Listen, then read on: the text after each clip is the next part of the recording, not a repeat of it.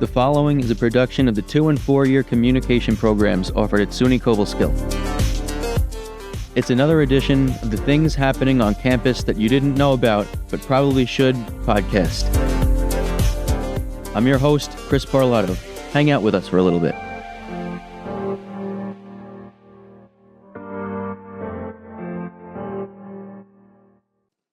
Hi, and welcome to second edition of Things Happening on Campus That You Don't Know About, But Probably Should. This is our second edition. I'd like to introduce my guest today, Dr. Bob Hoople. Hello. Thanks so much for joining us. It's great to have you. I look forward to it. So let's get right into it. So how long have you been teaching on campus here? I'm actually familiar that I know you've mentioned that you've actually been a professor at other colleges, SUNY O'Donnell. A lot. I've probably taught at approximately 20 institutions. Oh, wow. Yes. So I've actually been teaching here for the last 4 years. So I was an adjunct the first year, teaching one class for both the fall and spring, and then was asked to be a visiting professor. And then 2 years ago was full-time tenure track. So I'll be here for a little while. Knock on wood. So, what do you like about teaching here? Would you say, did you have a favorite place to teach? I was, honestly, I really enjoy teaching here just because of the students. First off, I enjoy the conversations that we have over the course of the last 4 years, but also the support that I'm given from a lot of other faculty as well as other individuals here at the institution, and something that I haven't found at many of the other places that I've taught at. Yeah, I also I agree with. I like it here. This is my 4th year here on campus, and I like the environment here too. It's just a smaller, environment with just less people. Yeah. I like that it's more kind of personal. Well, I just like the fact that it's like my undergraduate degree. The max class size was I believe 30 or 35. So you got to at least know who your professor was, and they at least, for the most part, knew who you were as well. And you got to have conversations and at least build connections, not just for current, but possibly long term if they're going to grad school or whatever it may be. So yeah, that's great. Mm-hmm. So I know you teach many classes here on campus. I've taken a few classes with you. Yeah. Do you have tell me about a favorite class? Do you have a favorite class you'd like to teach? I officially have taught 20 or 21 different psychology courses. Everything from intro to cognitive to, as you've taken learning, community, and as well adolescent. But I will say I like a few different courses. I like teaching.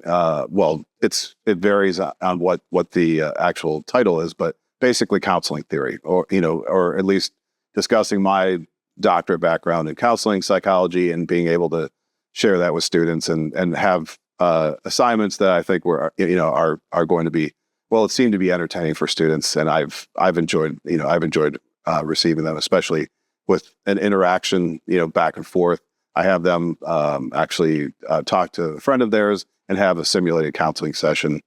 So it ends up being like this, more of a conversation piece, but at least they're using and utilizing counseling techniques for that. I also enjoyed teaching abnormal psych, and that was the first course that I taught, and part of the reason why I've really enjoyed teaching over the years, and I've created courses as well, or course formats and course shells for different institutions that I've worked at in the past, and it's just, for me, I just enjoy informing students when it comes to mental illnesses, depression, anxiety, which are very prevalent, but also the others that they may not know about, and at least discuss with them, and help them understand that disorders are an illness and not specifically the stigma that's tied into mental health. Yeah, that makes sense. That and I know that's great to make people more aware of that, because I know that people sometimes know certain things about mental illnesses, but kind of don't really understand it as much. And I actually know that's a class that I've spoke to other students that they said they really like is abnormal psych. Yeah. And that's one I haven't taken yet. Well, that's one that you just have to worry about. Some of the students go into self-diagnosis and going down the rabbit hole, because that could. There was one class I taught, 4 years ago, and I had to have a disclaimer. Just make sure that you're not disclosing too much information, because this is this is a class, not something else. Yeah. So Not a counseling session. correct, right. So, I know you mentioned you have your PhD. So, what can you tell me a little about, like, where did you get your education from? Well, I received my bachelor degree. Well, I initially actually received an associate's in business administration. My initial goal was going to be a golf teaching pro, and I passed my playing test, did the work experience, and it turned out that it was actually something that was one of those existential learning experiences. I loved the work, working 80 to 100 hours dealing with people, but playing golf was like work. So I just decided, okay, I'm going back to school. And so I had gotten the associate's in business administration, so that way I could go on for the PGA program. But it worked out getting that. I ended up going back to school, getting my bachelor's at Towson University in Baltimore, Maryland, and absolutely loved the campus. I ended up as well taking three summer courses.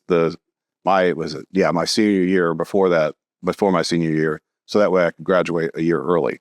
Initially, my major at Towson was sports psychology, because it resonated with me as a past athlete, as well as understanding how mental performance works, and how it can affect confidence levels, performance levels, and ultimately affect athletes in general. So, but I switched to psychology because it turned out I was able to graduate a year early if I went psych degree versus sports psych. But then my master's was through it was online. It was through College California Coast University, and my doctorate was through Argosy University, and that was in counseling psychology. So it was master's regular psych, or traditional psych, and then counseling psych for my doctorate. That all sounds great. I mean, would you say you had like a favorite experience, like in your education? Like, if you had a favorite college that you went to? I really think it was Towson. I really enjoyed the area. I really enjoyed the city. I know Professor Flanagan probably doesn't like Baltimore today, but that's a whole other reason. But yeah, I really enjoyed the city. And actually, if I had, going back, I probably, if I'd gotten, or, if I had actually planned on going to a grad program, then I probably would have stayed there. But I decided on another option outside. So I know you mentioned sports psychology. I know I actually was, I heard about that. I was like kind of interested in hearing more about what exactly is that like? Well, I was going to say it varies based on each individual you talk to, but it's working to help athletes overcome issues that they have, issues that they may have mentally that might have at least have their performance that may decline or at least lessen in some fashion.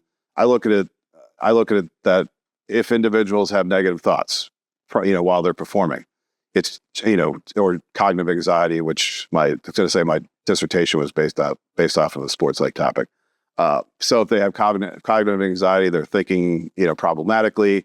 Also, when you're, performing at a high level, you're going to feel physiological anxiety or somatic anxiety, and it's trying to help regulate that in athletes. And it's trying to eliminate all those negative thoughts that athletes may have based off of past performance or possibly future performance, and it's focusing on the present. It's focusing on what they're doing now versus what they're going to do in the future or what happened yesterday.